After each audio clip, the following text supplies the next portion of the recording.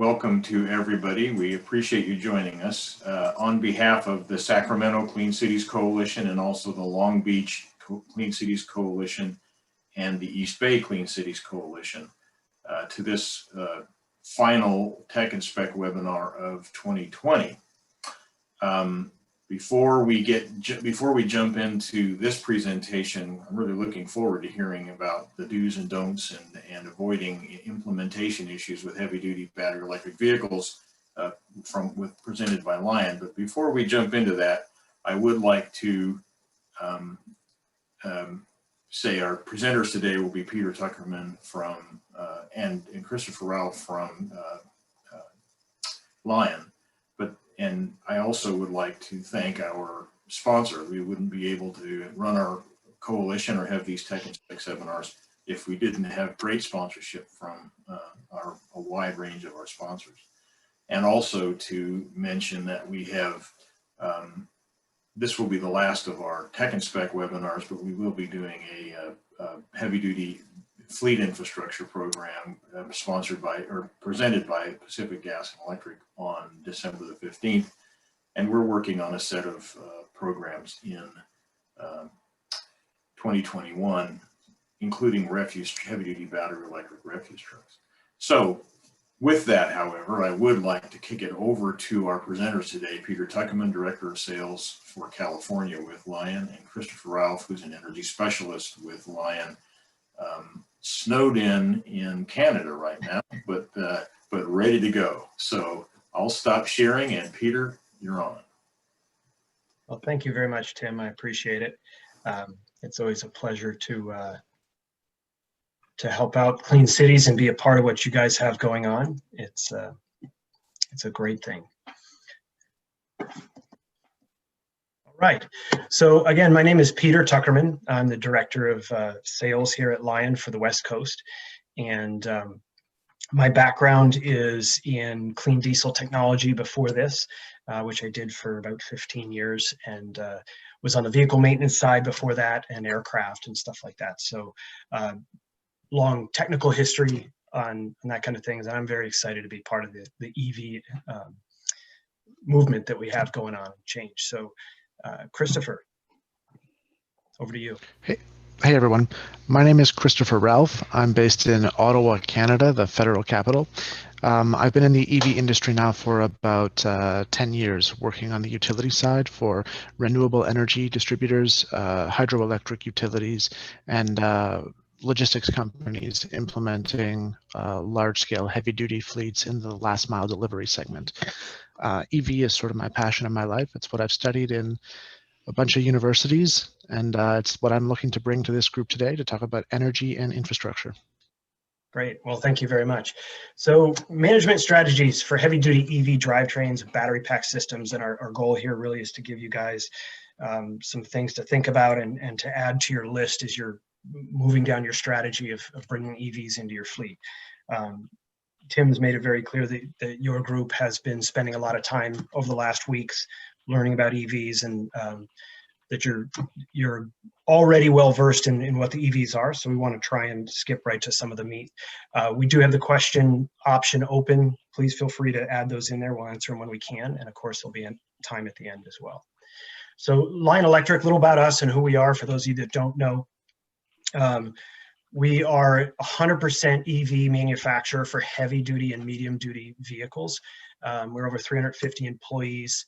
Our factory's in Saint Jerome, Quebec, and it's big enough right now. We did an expansion in January. We can put out about 2,500 electric vehicles. We currently have over 300 on the road deployed in fleets, and we've accumulated over 6 million miles through our telematics system and data input from fleets. So really quickly on the timeline. So we were founded in 2008. We brought our first EV to market in 2016. And when I say to market, I mean we were rolling them off the production line. We started with school buses. Their duty cycle is very well aligned with the idea behind EV, and especially as battery packs didn't have quite as much energy density or range wasn't as far. They're a great place to start. We've grown the product line, taking that idea that we really aren't a school bus manufacturer, we're a technology manufacturer, and that was the platform that we strategically felt was the best to start with to gain data and information. So we've launched the Lion M, which is a mini bus, and the Lion 8 box truck, and one of our small school buses is actually built in the same chassis as the M. Moved into trucks, and this year we launched a Class 8 school bus, which is one of the transit style, and the first aerial truck has come to our market. So our tractor and our Lion 6 were next. We actually started delivering Lion 6s to Amazon. I don't know if you guys have seen the news. And next year we have scheduled box trucks for the 5 and 7 category, as well as an aerial lift. So what that story really talks about is the journey that that Lion has taken, and in gathering data and building our experience with the EV drivetrains. And we put it into 3 main categories, kind of 3 legs of this. And one is the OEM side, which of course is us and our vehicle, deploying those, making sure we hit categories. We went through design phases that looks at when you have a body and a chassis, do you go the route of taking the classic internal combustion engine chassis and try and fit the drivetrain, the form factors of the EV drivetrain into what was already existing, or do you redesign everything from the ground up? Lion believes in the latter, designing from the ground up. Because of that, we've been able to deploy things quickly. We're really in our 3rd generation of EV vehicles. And that's where, if you guys have had experience with vehicles in the past, if you brought EVs into your fleet, you're looking at those 1st and 2nd generation vehicles. And like cell phones, EVs are evolving very quickly. So they're changing and moving on. Understanding the energy consumption. When we're deployed out there, looking at real world data, not just the engineers' calculations, but getting the impacts of weather and geography and driver behavior. Well, that's a huge item that I'll touch on a little bit later. But using all that to find out what the real operational costs are and how they're affected. Chris is going to talk to us some more about the infrastructure and the way that affects it. So those items all factor into that beginning of our journey. Then going and talking to the fleets that have these things deployed, understanding the way routes affect the vehicles, the fixed versus the variable type routes, the actual mileage run. It's super common for us to be talking to fleets, and the range anxiety that people have that evolve around EVs tend for these mileage answers to be a little more emotional. And when we go back and sit down and try and get actual route data, it becomes much more evident which routes are going to be ideal for EV today. And auxiliary energy consumption, that is for all these vocational vehicles that you have that have bodies on them that are using energy as well in the high voltage system. Those are going to have an impact on the battery range and for day-to-day usage. Operator training. This is, you're going to hear this quite a few times. We found this huge variable in the deployment of these vehicles, that the way the operators are using these vehicles, if they continue to run them like diesel vehicles, they're missing a huge opportunity on their battery range. Understanding and accepting the system. This is the operators. Making sure that you as a group have identified a very robust training for your operators and having it reoccurring. And then of course, feedback, being able for the vehicle to communicate feedback on the efficiency of the drivers, what kind of consumption they're having. And we find across the board that at fleets, you have drivers that can get 10 or 20% more range out of a vehicle just because of their habits. And then the 3rd leg, of course, is infrastructure. And Christopher, I'll let you go into that for a little bit. Sounds good. A lot of people here are definitely familiar with the way compressed natural gas and propane vehicles work, and I really do want to draw some parallels and comparisons to that. your vehicle is only as good as the infrastructure that supports it. So infrastructure, especially on the electric side, is critical here. And this is especially true for fleets because electricity is typically managed by a facilities manager. So for the first time, fleet managers now own and operate a huge chunk of the building and are responsible for not just the liabilities behind it, but also the revenue generating potential behind this as well. So what I want to talk to today about when you're speccing these vehicles, what you should be looking for in supporting infrastructure. First is your power available. What do you have in your building right now? When you're buying a vehicle, infrastructure is going to be a critical concern going along with it. You want to spec a charger that goes along with this that is either consistent with your operating voltage inside the building or that has a minimal infrastructure deployment cost. Spending $100,000 on a truck and then another $100,000 on transformers probably isn't very high on most people's to-do lists.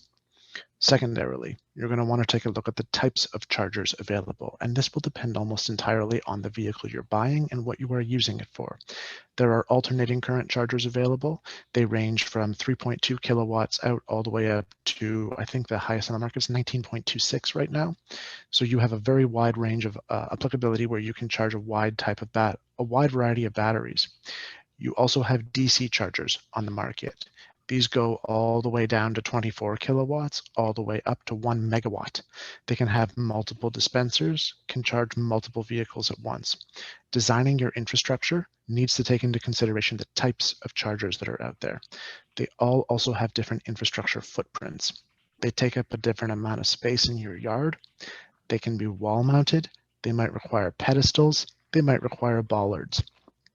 Understanding where you're going to put them and understanding how to minimize the impact on your day-to-day operations, especially if you have a mixed fleet, parking in the same lot, is critical. Secondarily, the cost of energy. The chargers need something to power them. Its power comes from the grid. They will cost money to operate. It's going to be a lot less than CNG, propane, or diesel, but it will still cost money. And it might not be the fleet manager who's paying for it.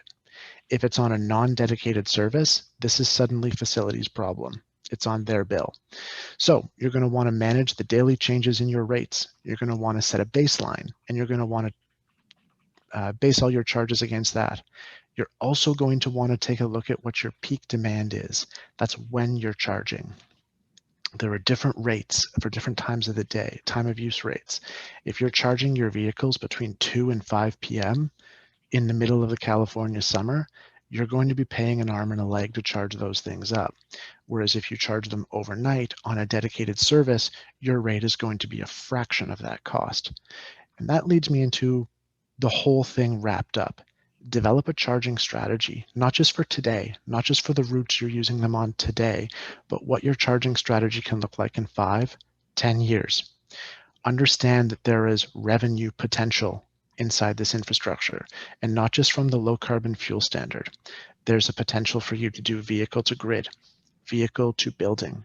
There is a potential for you to offer chargers on downtime or off-peak hours to the public. There are revenue sources that you can derive from these chargers. They're not just a liability, they're an asset. But in order for you to take advantage of that, you have to plan. Yep. And I think that those 3 legs of this conversation are what we're really focusing on today, and the way they interact. It's something, as we got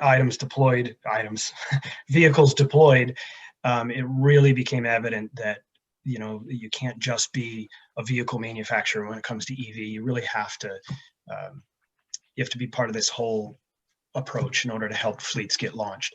So on the OEM side, on the vehicle side, back to that leg, some of the items that I wanted to bring to you guys to be able to walk away with and say, these are considerations when we're speccing a vehicle or we're trying to put them together. The first is the body and chassis design. I think classically in the heavy duty market, for the last 100 years, that heavy has always been synonymous with durable. And I want you guys to throw that idea out the window. The aircraft industry had to solve that problem when they first moved into moving people. That we wanted very durable aircraft, that it could be as light as possible. And EVs really bring that same design concept and back to the heavy duty market. So just throwing steel at frames is not the answer anymore. The answer is using engineering design to make extremely strong, stiff, and light materials and designs in order to make that stored energy go as far as possible. So you can either take that retrofit idea or a purpose-built chassis. We encourage everybody, if you're looking at EV for long-term, to go with the purpose-built, that every aspect of the vehicle has been designed with EV in mind and designed to be lighter and stronger. Hydraulics, most of you guys, I think, are from municipalities. You have that broad range of vehicles in your fleet, and hydraulics are used all over the place on the bodies and all different applications for motion. When you look at an EV and we're taking stored electrical power on the vehicle, anytime we have to convert that another step to get to that final motion, we're going to see some energy loss in that transition. So the easy thing is, the more steps between the energy and the motion, the more loss you're going to have. So with that concept, that's why you'll see more and more vehicles that'll be coming out with the hydraulic systems on an EV replaced with electrical systems, electric actuators and things like that. And Lion believes in this heavily. Now you will continue to see, especially from Lion, things like steering, critical items. The impact is fairly small, but it's already a proven system. So we'll continue to use those. But on bodies, when there's tremendous amount of energy used, I think that's something you should look for. Traction motors. And again, this is the kind of thing I'm going to pass over to Christopher to talk about. Can you tell us a little about traction motors? Absolutely. So this is something you're going to have very little control over, but it's something you should be cognizant of. And that is the type of motors that are going to be inside these vehicles. Electric motors operate very differently from a fossil fuel motor in that they're powered exclusively by electric phasing. So there are 3 different types of motors that are on the market in the heavy duty space right now, each dependent on the number of positive, negative, and neutral feeds they have. You can have a 3-phase motor, 6-phase motor, or 9-phase motor. Each one of them, as you move up phasing, has increased power and, most importantly, increased torque. So understand that when there are different models available on, say, a straight body truck, the number of phases inside the motor is going to be the determining factor in how much power you have. So when you're buying a series of, say, class, 5s, and you have a 3, a 6, and a 9, understanding on what you're going to use them for. If you want one to double as, say, a snowplow in the winter. Sorry, I'm based in Canada. That's just my go-to example. If you want it to double as a people mover or something to have reserve lifespan in the event of a flood, something like that, understand that and plan for it when you are speccing these vehicles. The motor is critical. And likewise, you're also going to want to take a look at how the motor is cooled under extreme amounts of torque, pressure, or duress. There is liquid-cooled and air-cooled motors, and this also comes back to the type of battery that you have. Higher power motors with 6 or 9 phases will typically operate at a higher voltage standard, which means a 3-phase motor probably operates around 400 volts, whereas a 6 and 9-phase motor can operate up to 750 or 800 volts on the internal architecture of the vehicle. That means not all electric vehicle chargers are compatible with those batteries and those motors, which means when you're speccing those vehicles, your VDC or voltage direct current out from your charger has to be compatible with the internal architecture of the vehicle. Right. Which means if you have chargers that are already installed, they might not be compatible with the vehicle you're speccing. Make sure you're speaking to the onboard energy specialists with the OEMs that you're talking to ensure compliance. Otherwise, you might need to upgrade your chargers. And I think we're going to see more and more high voltage vehicles as we move forward, as people are looking at these bigger applications. Wouldn't you agree? Completely. We're already seeing mass migration as we see quite a few new groups, especially in Europe, move into the heavy duty space when Volvo and Scania and all those companies begin their mass migration into North America with their new products. We're going to see a lot of 6, 7, 8, 900 volt architectures come onto the marketplace over here. Lion already has quite a few at the 800 volt level that we're deploying.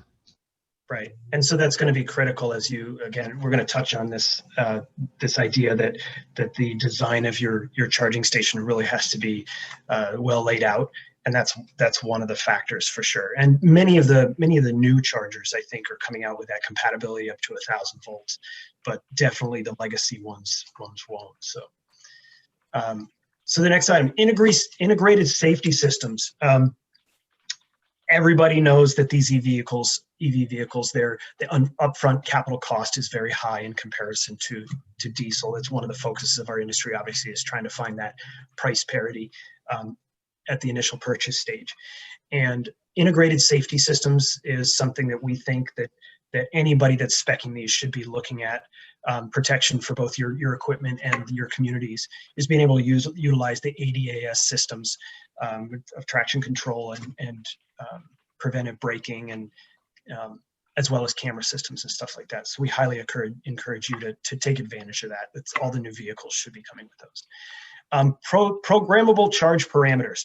You're going to hear Christopher talk quite a bit about the ability of charge stations to help you manage your load and things like that. But having the vehicles also have the capability to do programming allows them to work when you're using outside your grid, outside your area, and be able to manage how they bring power into the vehicle in order to keep your costs down.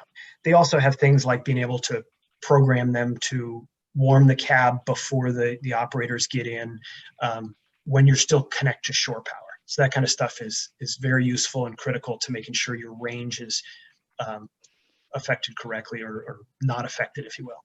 So driver energy use profile, being able to track those the drivers and the way they're using the vehicles. There's quite a few fleets that are using this already, and they use it as an incentive program at the end of every month. The drivers get accolades for doing really well, and in that way they're using the kind of carrot in order to encourage them to maximize the use of the batteries. I think that'll become part of life in fleets in the future. Telematics. Having telematics on board, Lion does this in 100% of their vehicles because we feel it's important for us as well, being able to gather data and continuing to improve the products on a daily basis instead of an annual basis.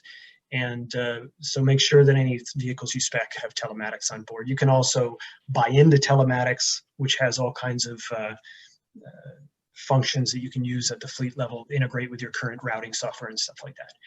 Brake, suspension on auxiliary systems. I put this in there. I kind of lumped them together because a lot of those systems aren't going to change substantially. Brakes obviously get the augmentation of regenerative braking, and I know you as a group know all about that kind of stuff, but it's a key part of how the vehicle works and the braking systems. And again, looping back to how your drivers drive. So suspension systems are going to be pretty typical. What you will notice though is that with the purpose-built chassis, the weight and balance of the vehicle is going to be completely different from your typical internal combustion engines. And so the ride tends to be better, and they can spread it out.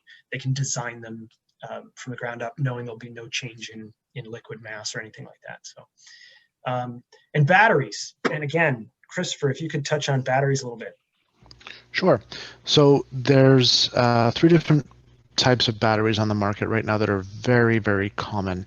There's about 15 in total production, but the 3 that are most common in the heavy duty space are lead acid, LiPo or lithium polymer, and NMC or nickel manganese cadmium.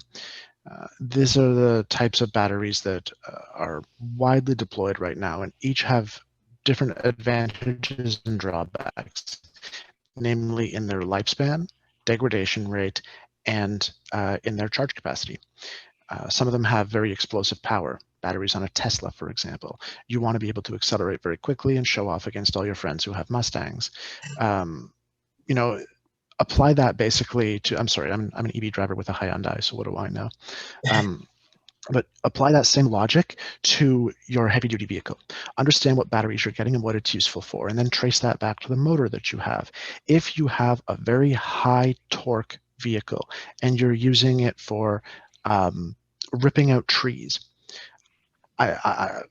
given the number of uses that municipalities can use for their vehicles, I have no idea what you're going to get into with these things. But one of the things you can do is say moving large objects. You want a lot of torque and you want a lot of power very quickly. Ensure that you're speccing your batteries properly. Likewise, you want the exact opposite if you have an ambulance. You want lifespan, durability, and range. You want high energy density, low dispensation. You want it to be able to go very fast, but not and to go very far, but you don't necessarily need to accelerate from 0 to 100 in 3.2 seconds. So that's what you should be cognizant of in your batteries. Secondarily, your batteries will define what your infrastructure is. Batteries may be limited in their charge capacity. For example, lead acid batteries, you cannot pump a lot of power into very quickly. They require slow and steady. NMC, LiPo, if you get into something specific like lithium ion phosphorus or nickel halide batteries, something along those lines, you're going to be able to have very high power concentrations very quickly. So understanding what your limitations on your battery are will help you define what your infrastructure solution is and may make or break the bank when you go to your accountants to ask for that infrastructure money. So Christopher, when you were talking about that, you mentioned the way that they spec the vehicle. Do you foresee being able to spec different batteries with manufacturer, or is this more of a yeah, we're selecting the manufacturer as well? So we are getting there. One thing we're seeing right now in Sweden, in China, we're starting to see it in South Korea, and we're starting to see it in the French marketplace as well, as we're starting to see the ability to swap batteries. And that means you can swap the chemistry of batteries. If you buy, say, an ambulance, and it turns out you're actually not just driving around in it. It turns out you're sitting in a parking lot, and then you require very rapid acceleration. You might want to switch from a lead acid or a LiPo to a lithium ion phosphorus. And we're starting to see that. We're also starting to see battery marketing, different markets for batteries where people want to own the asset. So you'll buy an EV, but you'll lease the battery. And we're starting to see that more and more in the North American and in the European marketplace. And that's only going to evolve and change as the years progress. Okay. And me being on the sales side, you being on the technology side, I will let people know that at this point, you get what's designed into it, but it'll be really exciting to be able to do that in the future. And I think it's important as you guys are looking at what your fleet looks like in 10 years, being able to understand that stuff and make those kind of decisions will be part of everyday life, I think, in 10 years or 5 years. Okay, so there are some questionnaires popping up. If you get the time to answer those, that'd be great, and we'll swing back. So fleet behaviors and assumptions. This is the second leg of what we talked about and the impact that we see from the fleet side. And the first, of course, route length versus loiter time. The amount of time that your routes go out and then return to the yard. I touched base in the beginning about school bus. They're ideal for EV because they return to the same yard. They sit for about 4 hours in the middle of the day and they go back out. And so the energy density of the batteries didn't have to be that big. But as we move forward, obviously these become more and more applicable to more vocations. So looking at your length of time that it stays out on route and length of mileage, pardon me, and the amount of time that it's allowed back where it can recharge is going to be part of the calculation you use. Make sure you use real data and choose routes that are successful. I think everyone knows that it's nice to have pilot programs, and we are at the stage with EVs right now where we're telling people, look, these are not test subjects. They're out there. They've been running around for 4 years. They work well. We have a very good landscape view of what the batteries need to do and the drivetrains. But choosing the right routes for success is part of how you can make your EV application successful. Driver behavior. I touched on this. You'll hear me do it many times over the life of the different webinars I do. We are just staggered by the impact that drivers have on these things.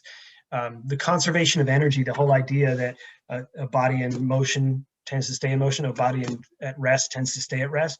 When that driver brings a vehicle to a complete stop, the amount of energy needed to bring it back up to speed, that kind of 0 to 5 miles an hour, is an enormous amount of energy. If those drivers can start to modify the way they drive, so when they see a yellow light up ahead, instead of running up to the light and stopping, they're slowing their vehicle down and trying to catch those lights.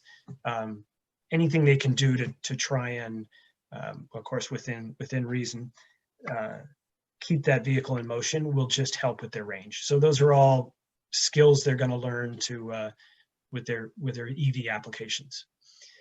Trackable and measurable, and create a standard. What I mean by this is using the vehicle's data input on the drivers to help them see what they're doing.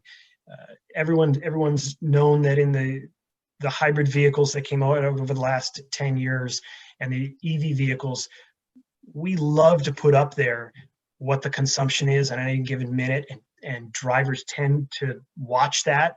It's competitive, it's fun, and it all helps with their range. So make sure that's part of your training program. The importance of resiliency on a charger plan. Christopher, can you talk a little bit about resiliency on the charger plan? Absolutely. I'm actually working on this right now with a company in California, and this is one of the things that are going to be very grid centric to you. And that's understanding exactly what your energy needs are, understanding what your fuel needs are, and understanding what your routes are and what you can take in the event of a catastrophic failure, either from a supplier or a grid. So if you're facing potential blackouts, which is a problem in certain parts of California, or there's going to be a supply chain issue in that a mudslide from knocks out access to Reading or whatever, you need to be prepared for that. So resiliency is definitely something to keep in mind here. And what I mean by that is making sure that when your staff arrive in the morning or in an emergency, that all your vehicles are ready to go, or at least to perform their functions. They don't need to be at 100%, but you need to have resiliency. And that can come in a multitude of ways. You can ensure that you have stored electricity, which means battery storage, or you can shorten your charge time by using higher powered chargers, or you can generate your own electricity through wind or solar, and that also may have benefits for the California-Quebec cap and trade market, which could lead to potential revenue from either the grid or from credits that you may generate from producing renewable energy. Or you're going to want to ensure that you stack enough batteries on your vehicle to perform, say, the operations of 2 days in one. And resiliency can take the form of multiple multiple options, none of those options, or something else that you come up with. I don't recommend generators here, but having a charger plan in place to understand exactly what your vehicles are doing and what you will do in the event of a failure or emergency is definitely a key component of that charger plan. Excellent. The microgrids comes to mind. I know that's something that everybody's looking at right now and implementing all over the place, but that can be an important part of your resiliency plan. Range versus batteries versus chargers, that relationship between the three, right? Absolutely. That's where, and a microgrid for me is the utilization of renewable energy inside your building. One of the things you can do as well is you can do vehicle to vehicle or vehicle to building charging. This is another form of resiliency, where if you've got a fleet of 50 vehicles and you're in an emergency, 50 are at 10% charge. Why don't you take 50, put all the energy into 5, and use those 5 in your emergency scenario? This is the type of thing that you can do with a charger plan that is well defined and has supporting infrastructure to facilitate that sort of necessity. It's something that you should be building for and planning for in any eventuality. Understanding, as I said earlier, that these are not just fuel pumps. These are assets. They can do more than just charge your vehicle. There's an insane amount of technology that goes into electric vehicle charging, and you should be taking advantage of that, or at least putting a plan in place to eventually take advantage of that. Okay. Well, great. So when we talk about range versus battery size versus chargers, I think the biggest thing to take away is we've been harping on having a charger plan and understanding that the battery size doesn't need to be the biggest battery you can buy. Don't give in to range anxiety, that actually your route should help. Your route and your charger availability and your charger rates should help dictate what kind of battery size you're looking at for your vehicles. And we'll get into that in one of the next slides. So, and then importance of vehicle life. We want to stress that we've removed, obviously, the engine, the injectors, the turbos, the transmission is gone, the after treatment system, the DPF and the SCR, and all of these items that are high cost maintenance items that help define what the usable life of a vehicle is as the repairs start to overburden the cost of the vehicle, and then you start looking at new ones. EV is going to change that. EVs, instead we have battery charges, but batteries, we're going to get into that in a few minutes, have a lot of different variables. The entire industry is working toward multiple solutions for battery replacement. So keep in mind when you're doing your calculations, you may have a set life for a vehicle based on the internal combustion. That's going to change with electric. So as you're making your plan for electric, you need to consider that the replacement schedule is going to be very different for EV.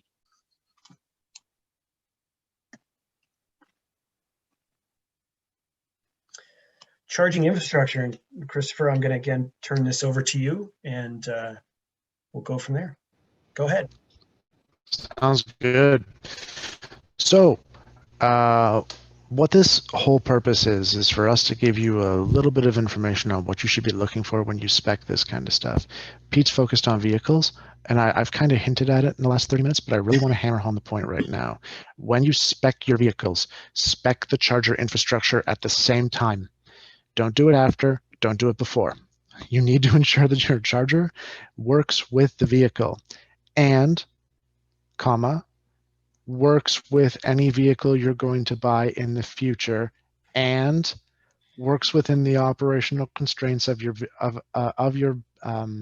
building right now and works within the operational constraints of your utility. All of that needs to be done up front, and it can be done by the OEM. We all employ energy specialists like yours truly. It's what we exist to do, right? But we can also go over things like understanding what the limitations of your vehicle are. How long do your folks work? Do they work 8-hour days? Do they work 6? Do they work 12s? Do they work 2 12s? How much time do you have to charge your vehicles before it goes into the next shift? If you have 14 hours versus if you have 6, that's going to dictate what type of charger you get.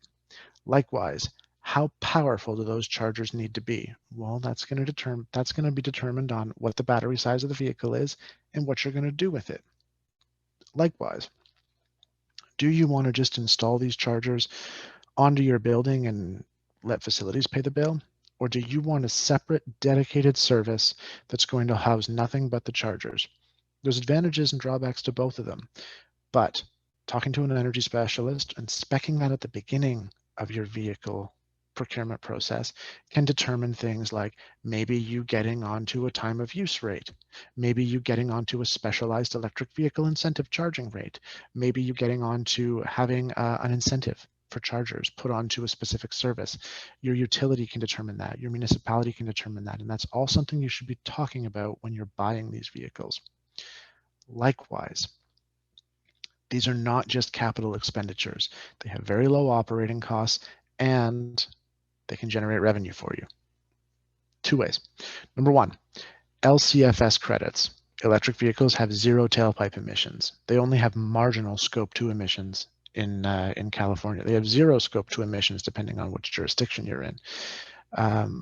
But there's definitely revenue there from the LCFS side.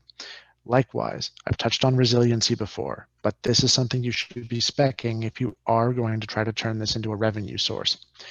Battery backup. Charging your batteries when prices on the grid are low, say overnight, and pushing that into vehicles that you use during the day when prices are high, that's cost savings. Hedging right there. Number 2, solar and wind, utilizing renewable energy to push onto your building. And I would also include in that vehicle to grid or vehicle to building. When I mentioned rates being really high in the mid-afternoon, that's because it's a peak. California's craving energy. It's why there's frequent blackouts and brownouts. But if you can push renewable energy from wind or solar or a vehicle that's already completed its route back onto the grid through a specific style of charger for V2G, what you can do is actually sell power back to your utility for money. And lastly, I put generators down on here, but I don't want everyone to walk away thinking that I'm talking about diesel generators to power these things. I'm actually talking about a microgrid, generating your own electricity for the purpose of powering your vehicles.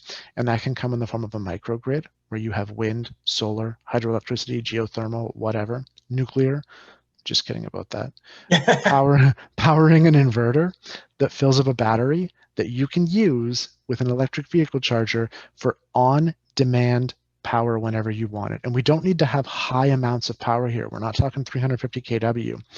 The truck that you see right there on the right, this is from a promotional video that we did for Amazon. That charger that you see right there, it's a box. It's the size of a laptop. No, it's a bit bigger than that, but that's actually a DC fast charger that puts out 24 kW.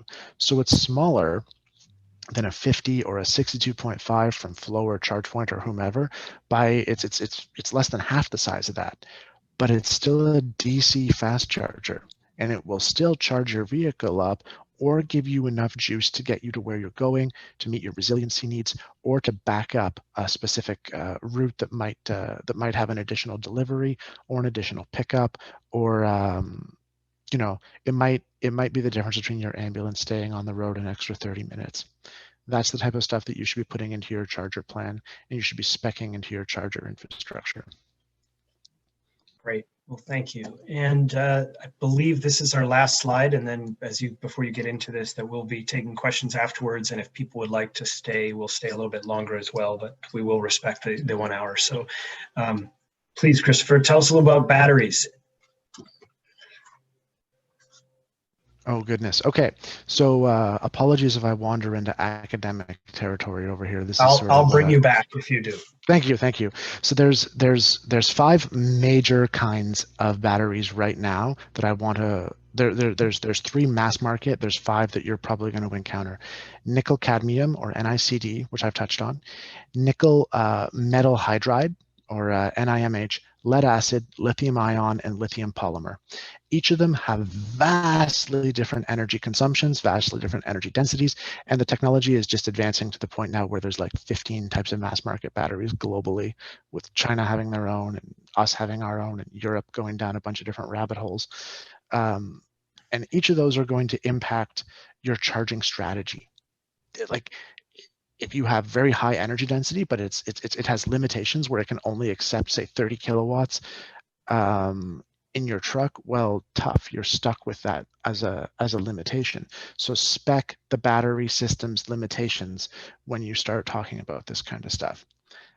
Also, it's not something you can really control, but talk about your battery degradation and how it's going to impact your charging strategy. So if I were to take a block of these guys that I have on the right, this is a battery that Lion uses. And we typically install them in groups of 4, 6, or 8. I had to think about that for a minute. Yeah. And yeah, I'm like, I designed this stuff in the engineering documents. I don't know anything about what it looks like in real life. Yeah. So if these are in groups of 4, 6, or 8, the energy distribution from a charger is going to be split across a different number of batteries.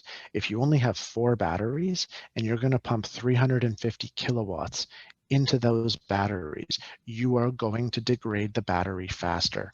But if you split it over 8 batteries, you might not do as much damage.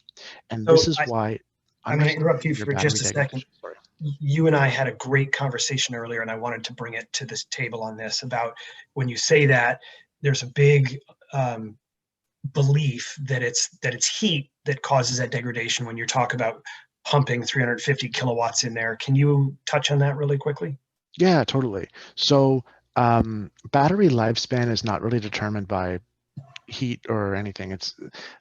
the chemistry in it basically guarantees a specific number of charge cycles inside the battery. So let's say it's a, I don't know, like a little Duracell battery you put in your house. You got 100 charge cycles on it, right? If it's an iPhone, you got 5,000 charge cycles before the next time you plug it in, it goes from 100 to 0 in 25 minutes, right? This is that's basically what a lifespan is. Charging degradation occurs when you limit the number of times it can be cycled by pushing more power into it than what it's capable of what the chemistry inside the battery is physically capable of accepting.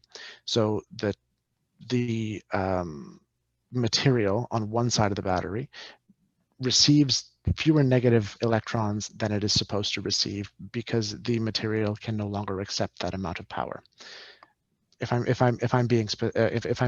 You're wandering good. into too Yeah, heavily yeah. in my No, no. territory here. So the typical result of that is high power. Now, what this means is that if you have a car, a regular Nissan Leaf or a Hyundai Ioniq or whatever, you've got about a 24, 25, 28 kWh battery in it, and you keep pushing 50 kilowatts into it, you will degrade the battery at a quicker rate than if you only used a level 2 or a level 1 trickle charger on it, because you are forcing power at direct current back into the battery at a very high voltage level. The same principle applies to a heavy truck, even though you have multiple batteries spread across a very large space. Now, what the practical benefits of this is that the more batteries you have, the more charge you can accept and the higher DC threshold you can accept. So if you have a battery truck, then you're looking to do mass resiliency 2 days without charging and you stack it with 16 batteries, you can accept 100, 200, whatever kilowatts, because that power, when you plug it in, is being divided over the power couplings by 8, 10, 12, whatever, however many batteries. Okay. It's when you get into the smaller sizes of batteries that have specific limitations in their power couplings and in their charge ports that you're going to see degradation when you move into very high power. So understand that when you're speccing your vehicle and speccing your charge system, that there's limitations, and that there is also potential degradation when you move into very, very high-powered, quick opportunity charging. Yeah, I know I've always liked to tell people that consider it like fast food, right? And being a layman it's okay to eat once in a while, just don't eat it every day. The same idea with fast charging and a lot of the strategies that we put in place is say, look, slow charge overnight and fast charge if you need it. You called it opportunity charging. But. Yeah, well, I do want to draw a distinction there. You can DC fast charge overnight, no problem. Like you can DC fast charge. It's don't DC fast charge at 170 when you only need to DC fast charge at 60. It's making sure that your DC fast charger is within the operational threshold of what your batteries are supposed to take, right? Heck. So talk to your company's energy specialist about that. Get your fleet people put in touch with whoever my counterpart is on whichever OEM you're dealing with. Talk to them about that kind of stuff. Heck. And that brings us right into the next point about the battery health, because this is something that people who drive Teslas in Death Valley and people who drive Teslas in Canada in the winter both hit this problem. And it's because battery thermals don't necessarily degrade your battery, but they are responsible for its health, as in they can catch fire. What? We've all seen things of Tesla doing that, not our batteries. So again, that very much depends on chemistry. But there's air cooled versus actively cooled versus liquid cooled. Understand it. Which is best for municipal vehicles? Again, depends on what you're going to do with it. If you're going to use it to go 5 miles an hour, pushing 25,000 pounds uphill, you want high torque, but you're going to want batteries that have very high energy dispensation, which means they're going to push a lot of power very quickly. That heats up the battery a lot. There's a lot of thermal energy exchange. You're going to want a liquid cooled battery. If you're going to be doing low energy dispensation and you're going to be driving around a lot, but at a very consistent speed, I don't know. I'm thinking of like a police cruiser or like a code enforcement officer driving around. you're going to want something that you can probably take something that is air cooled or something that is actively cooled, right? Yeah. Then likewise, when you've got a very long-lived chassis, which again, we're talking, just like the aircraft industry, these parts live a long time. Your battery might die before the vehicle does. 10, 12, 15 years down the road, you might be looking at replacing a battery. You should be budgeting for that. Because as I said earlier, the market is moving towards a space where you can do battery swaps, where you can take the batteries out of an old EV and use it for energy storage or use it for home grid displacement or microgrids or whatever, right? So there's an evolving market, there's an evolving recycling market, and understanding what the potential for your vehicle is to hit one of those or to have a battery replacement or repurposing is very Excellent. much should be top of your mind for what your 5 and 10 year plans are. And then what does the future hold for batteries? Well, energy as a service, as I just said, the market is going absolutely crazy with experimenting on ways where this can be, these vehicles can be used in V2G, they can be used in V2B, they can be used as taxi services, they can be used in recycling, they can be used in upscaling, upcycling. Really, the sky is the limit as we begin to understand the full impacts of climate change and how we need to tackle that. And energy storage is forming a massive component of the strategy going forward. So figuring out where these recycled batteries and where these end-of-use vehicle batteries are going to go, there's tons of market opportunity. Just because it's yeah. not useful in a vehicle doesn't mean it's not useful in a grid. For sure. And actually, to kind of loop things in, we spent quite a bit of time talking about microgrids and when you're looking at your charge infrastructure, making sure that you have resiliency. Is it fair to say that that battery might not even leave the fleet, but it might come out of a vehicle, which is a very intense duty cycle, and go into the microgrid as part of their battery storage for their resiliency and for their Totally. It could go into a just because, so let's say you've got a truck that was originally purchased with 500 kWh, kilowatt hours of power, and it degrades over 15 years to be 75% effective. Whatever, right? It's no longer effective for that heavy duty use cycle, but why can't you use those batteries in a school bus? Why can't you use those batteries in a class 6 truck rather than a class 8? Why can't you use them, divide up the batteries, and why can't you use them in taxis? Why can't you use them in delivery vans? There's a wide variety of applications, and that's just in the vehicle side. You can use them in your buildings or microgrids, or you can use them as grid stabilization at the substation level. I've seen utilities experiment with that in Ontario and Canada. They're experimenting with that in the New England ISO. There's tons of stuff on the market right now where this stuff could go. The future, really, the sky is the limit. These are assets that aren't going to die on you. Just because they're no longer useful in heavy duty doesn't mean they're not useful. Well, that's great. And we've come to the end of our show. We tried obviously to our show, like we're singing and dancing, our webinar, and tried to keep as much information as we could and still meet the timeline. So do you guys have any questions? Can we answer anything? Both of our contact information are up. We're open and willing to hear from you guys. And do we have any questions out there? I haven't seen any come through yet. Yeah, the Q&A is vacant. All right, we have regarding high voltage battery replacement cycles and comparing compressed natural gas tank replacement programs for school buses. Are funding agencies thinking about this possibility already? In other words, do you think there'll be future funding for high voltage batteries? Academically speaking, rather than professionally, absolutely. This is something that's already being considered in a wide variety of jurisdictions in the Americas. I know Quebec in Canada is experimenting with this. British Columbia has bandied about the idea. One of the New England states has as well. I always confuse them all, so I'm not sure which one it is. Well, there's a couple other things I think I'd love to touch on with that, and it would be that not only are the batteries densities increasing, the costs are dropping.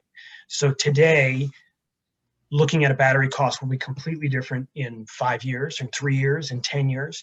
So that will become more within reach. I think there will be opportunities for help and support with that from the clean air agencies. But the other thing to consider is those are energy storage devices, and we're seeing a really high uptick in the market right now of energy companies being interested in owning those, or OEMs like us offering them as a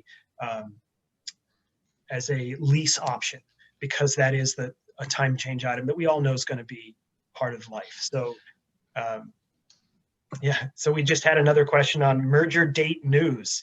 Our official answer, of course, many of you might have seen that it was announced Lion is going to have an IPO. But our official answer as employees is that we don't have any more information than what you've seen online or in the news articles. So thank you for asking. There was a question in chat if you want to check that. Tim, could you go ahead and read that for us?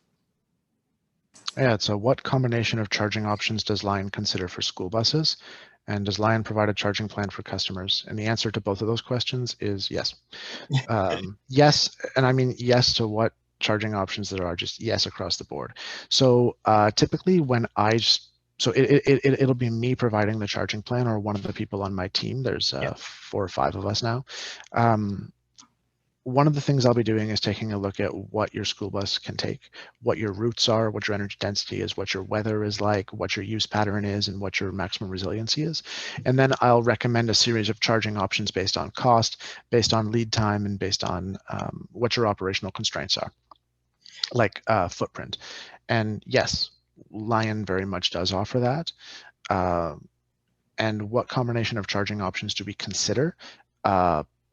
Everything. It depends. I've recommended 12 kilowatt chargers for school buses, all the way up to 50 or 60. And do I have a list of EVSE manufacturers that are compatible with Lion EVs? No. I'd recommend that you reach out to us, and we'll provide you with a list of chargers that we recommend. Great. And I think the other important thing we don't recommend a specific EV.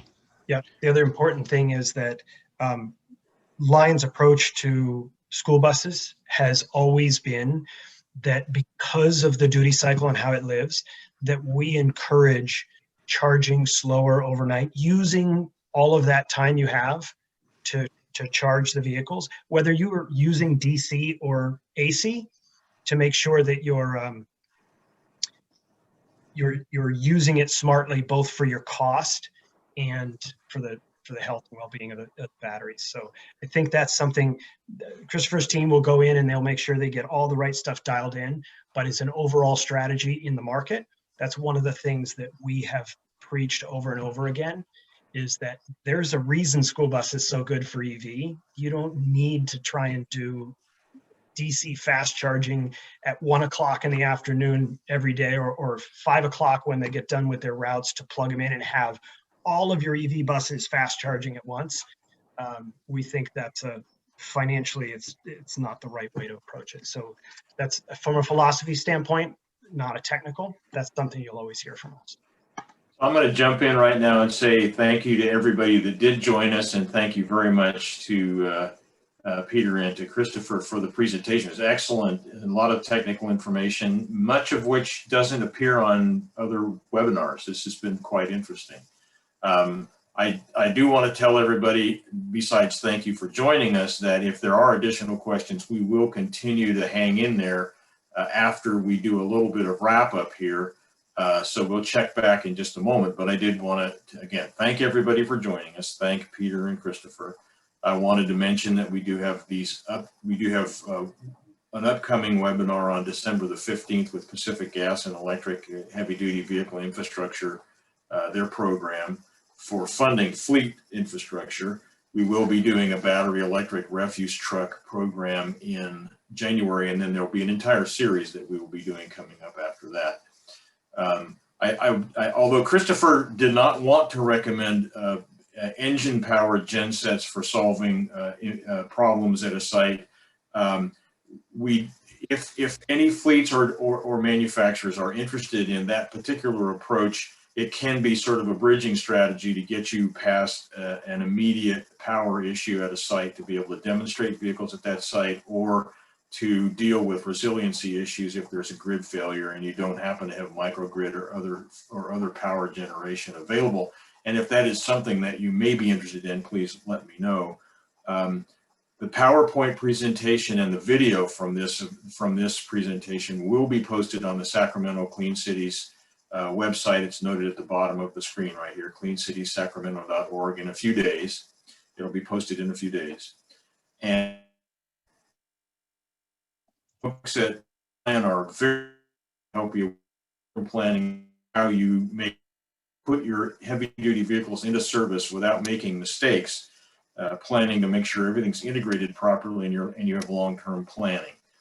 That is also something that the Clean Cities coalitions are interested in helping fleets with. If there are interests along those lines, we're also interested in making sure people have that kind of information available. Again, thank you very much to our sponsors. And now I'm going to jump back. Let's see. I guess you've taken your screen down, and let me see. Is there another? There wasn't that. There was. So thank you to everybody. Now there is another question for you, Peter and Christopher. It looks like. Can you read that and see that and answer that question there, or would you like to read it to you? Yeah, the CEO talked about 520 million investment into 8 new vehicles. Yeah. I am Peter. Maybe that's one for you. I Could spend my time you huddled read in a it? lab. I'm not seeing it right here. But go ahead, and what's the question? Says yesterday, the CEO talked about $520 million of investments into 8 new vehicles. Is this the same as that presentation? So Which I would. some of it may be. I'm not sure exactly which ones they're talking about. The 520 million that I'm familiar with is part of the IPO, the way that they're doing the SPAC IPO offering, that's part of the investment that goes into the IPO. So it's in the news stuff that came out, and that's the only one I'm aware of. I can't say anything more. Or you'll have to kill us, right? Right. Yeah, just between us, right? Exactly. I don't see any other questions, and so I guess we can wrap it up. Thank you both very much. It's been very, very interesting.